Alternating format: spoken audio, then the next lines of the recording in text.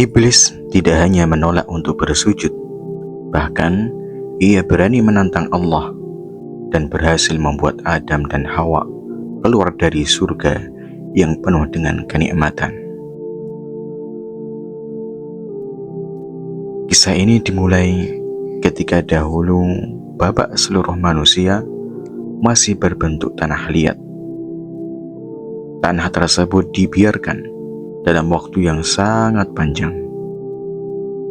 Setelah Allah Subhanahu wa Ta'ala meniupkan roh ke dalam jasad Adam, Dia memerintahkan seluruh malaikat untuk bersujud sebagai bentuk penghormatan kepadanya. Di antara makhluk yang hadir saat itu adalah iblis. Namun, ia enggan dan menolak untuk bersujud. Itu bukan sujud ibadah, tapi sujud penghormatan sebagai bentuk pemuliaan dari Allah untuk makhluk baru ini, yaitu ayah kita semua, Nabi Adam alaihi salam. Allah berkata kepada para malaikat, "Aku sedang menciptakan manusia dari tanah. Ketika aku sudah menyempurnakannya dan aku tiupkan roh dariku ke dalamnya, maka sujudlah kalian kepadanya." Dan tibalah saat yang dinanti. Ruh ditiupkan ke dalam jasad Adam. Mulai dari kepalanya, perlahan tanah kering itu berubah menjadi tubuh yang hidup. Ada daging, urat, dan aliran darah. Begitu roh masuk ke kepalanya, Adam bersin. Para malaikat segera berkata, "Ucapkan Alhamdulillah." Maka Adam pun mengucapkannya. Lalu Allah Subhanahu wa Ta'ala menjawab, "Rahmatku untukmu, wahai Adam." Ketika roh mencapai matanya, ia melihat pemandangan surga yang penuh buah-buahan indah. Saat ruh sampai ke perutnya, ia mulai merasa lapar dan ingin segera mengambil buah itu. Padahal rohnya belum sempurna sampai ke kaki. Ia mencoba berdiri, ingin cepat-cepat memetiknya. Allah berfirman, "Manusia memang diciptakan tergesa-gesa." Sejak awal, sifat itu sudah melekat pada diri kita, anak cucu Adam. Sampai akhirnya, roh sempurna mengisi seluruh tubuhnya. Adam pun berdiri tegak di hadapan para malaikat. Lalu, semua malaikat sujud serentak, taat kepada perintah Allah Subhanahu wa Ta'ala. Ribuan, bahkan jutaan malaikat, tak satu pun mereka yang menolak, kecuali satu makhluk, yaitu iblis. Dia bukan malaikat, akan tetapi jin yang sebelumnya dimuliakan. Sayangnya, kesombongan membunuh dirinya sendiri. Ia berdiri congkak. Ketika semua malaikat bersujud, ia tetap enggan untuk bersujud kepada Adam alaihi salam. Allah bertanya, "Wahai iblis, apa yang menghalangimu untuk bersujud kepada apa yang aku ciptakan dengan tanganku? Apakah engkau sombong atau menganggap dirimu lebih tinggi?" Iblis menjawab, "Aku lebih baik darinya. Aku diciptakan dari api, sedang dia hanya dari tanah. Bagaimana mungkin aku sujud kepadanya?"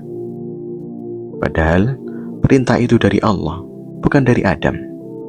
Akan tetapi iblis tetap membangkang. Sejak itulah, untuk pertama kalinya di langit, Allah didurhakai. Allah pun murka. "Keluarlah dari sini, engkau terkutuk. Laknatku akan menimpamu sampai hari kiamat." Namun, bukannya menyesal, iblis malah menantang. Ia meminta diberi umur panjang hingga kiamat, bukan untuk bertaubat, tapi untuk menyesatkan anak cucu Adam. Lantas Allah kabulkan, dan iblis pun bersumpah akan menggoda manusia dari segala arah agar mereka tidak bersyukur. Kemudian Allah menegaskan, "Engkau tidak akan berkuasa atas hamba-hambaku yang tulus, Tapi siapa saja yang mengikutimu, aku akan memenuhi neraka dengan kalian semuanya. Sejak saat itu, dimulailah permusuhan abadi antara iblis dengan Adam dan keturunannya sampai hari akhir. Lalu Allah memuliakan Adam. Ia diajarkan salam, diajarkan pula ilmu-ilmu, nama-nama segala sesuatu yang bahkan malaikat tidak mengetahuinya. Ketika Allah uji para malaikat dengan pengetahuan itu, mereka berkata, "Maha suci Engkau, kami tidak tahu selain apa yang Engkau ajarkan." Adam pun menjawab pertanyaan itu, dan malaikat takjub. Allah meninggikan derajat Adam, dan dengan itu juga meninggikan derajat ilmu. Sampai akhirnya Allah tempatkan Adam di surga, taman yang luasnya meliputi langit dan bumi. Maka Adam adalah manusia yang pertama menikmati keindahan surga. Berjalan-jalan di surga, menikmati buah-buahnya, sungai-sungainya, pepohonannya, dan segala kenikmatan di dalamnya. Itulah surga. Di dalamnya tidak ada rasa lapar, tidak ada rasa haus, dan tidak ada penderitaan. Allah lah yang mengetahui berapa lama ia hidup sendiri, apakah berhari-hari, berbulan-bulan, atau bahkan bertahun-tahun. Hanya Allah yang mengetahui. Suatu hari, Adam tertidur. Meski berada di surga yang penuh kenikmatan, ia merasa kesepian. Allah yang Maha Mulia berkehendak memberinya pasangan. Maka saat ia tertidur, Allah ciptakan seorang wanita dari tulang rusuk dirinya. Kemudian Allah menutup kembali tempat itu. Sementara Adam tetap tertidur tanpa merasa sakit. Dari tulang rusuk itu terciptalah seorang wanita, dan Allah tiupkan roh ke dalamnya. Ketika Adam terbangun, ia mendapati seorang wanita berada di sisinya. Adam bertanya, "Siapa kamu?" Wanita itu menjawab, "Aku seorang wanita." Adam berkata, "Mengapa Allah menciptakanmu?" Ia menjawab, "Agar engkau mendapatkan ketenangan dariku." Memang begitulah manusia.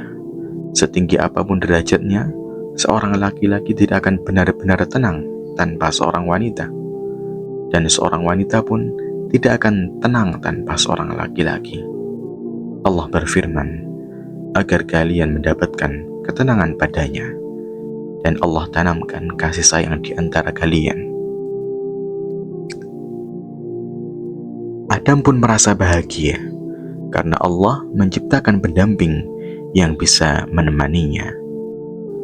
Kemudian para malaikat ingin menguji Adam yang telah diajari nama-nama segala sesuatu. Mereka bertanya kepada Adam tentang makhluk baru ini. Sang wanita belum tahu namanya. Ia hanya berkata, "Aku seorang wanita." Lalu para malaikat bertanya, "Siapa nama wanita ini?" Adam menjawab, "Hawa."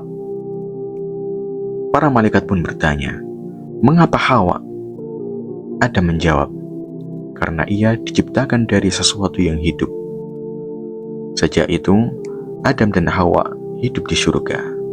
Meski belum memiliki anak, mereka menikmati segala kenikmatan di dalamnya. Allah berfirman, "Wahai Adam, tinggallah engkau bersama pasanganmu di surga. Makanlah sepuasnya dari apa saja yang ada di dalamnya. Semua halal bagi mereka, kecuali satu hal, yaitu pohon. Satu pohon yang Allah larang untuk didekati.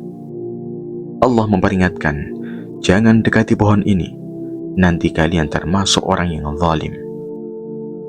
Allah juga mengingatkan kepada Adam dan Hawa agar waspada terhadap musuh pertama manusia, yaitu iblis yang menolak sujud kepada Adam.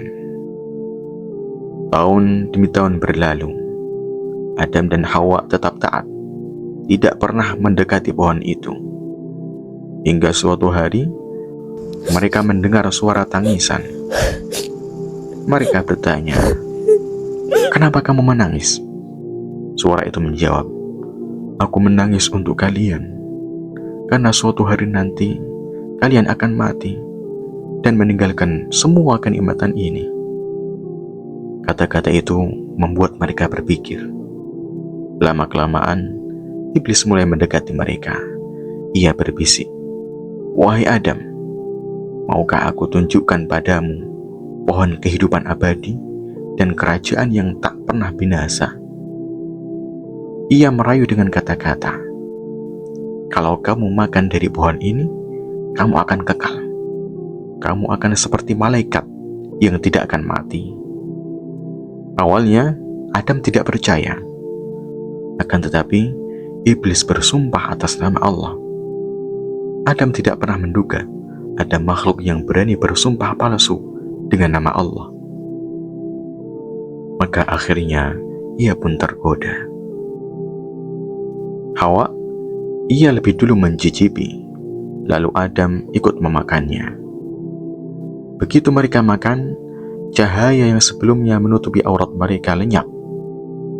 Mereka merasa malu, berlari mencari daun-daun surga untuk menutup tubuh mereka. Allah pun memanggil, "Wahai Adam, bukankah aku telah melarangmu dari pohon itu? Dan aku katakan kepadamu bahwa iblis adalah musuhmu yang nyata." Adam dan Hawa pun menangis, "Ya Rob, kami telah menzalimi diri kami.